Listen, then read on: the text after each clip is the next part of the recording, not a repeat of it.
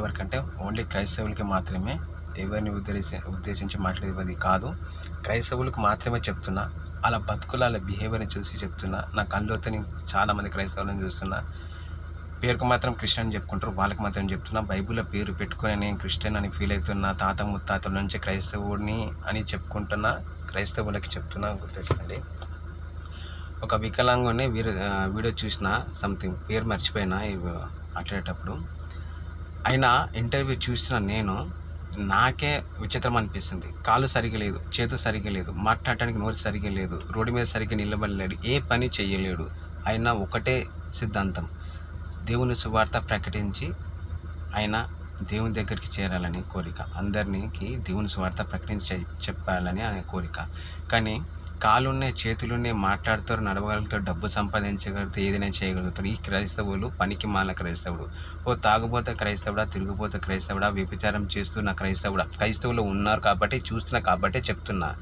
అట్లాంటి పబ్బుల పొంటి, బారుల పొంటి, క్లబ్బుల పొంటి, సినిమా హాల్ల పొంటి, సిరిగల పొంటి ఇట్లా బతుకుతున్న క్రైస్తవులకు నువ్వు క్రైస్తవుడు ఎట్లయితావు?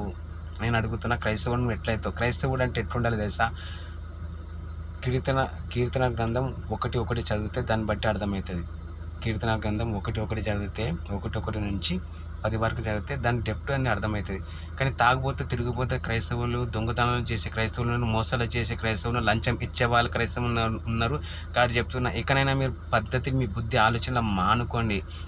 ఆ వీడియో నేను పెడితే ఒక్కసారి మీరు చూడండి. అది చూసిన దాని తర్వాత మీ ఆలోచన మానుకోండి. అపోస్తుల సేవ ఎలా చేసారో అలా సేవ చేయడం. నా పేరు రమేష్.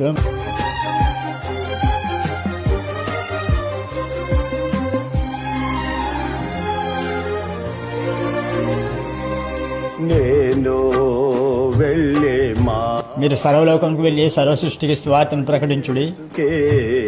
తెలియను నేను వెళ్ళే మార్గము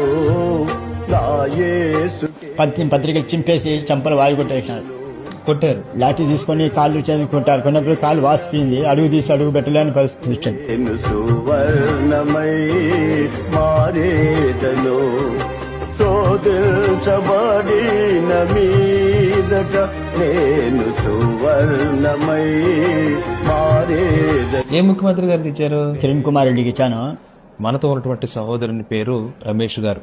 వీరిది కడప పరిసర ప్రాంతాల్లో వారు ఉంటూ ఉన్నారు. మీలో కొంతమంది వీరిని బస్ స్టాండ్లలోను, రోడ్ల మీదను, అలాగే రైల్వే స్టేషన్లోను, ఎక్కడైతే జనసంచారం ఎక్కువగా ఉందో వారి మధ్య వీరు కరపత్రాలు పంచుతూ నడవలేని స్థితిలో కూడా దేవుని సువార్తను ఎంతో ప్రయాసతో చేస్తూ ఉన్నారు.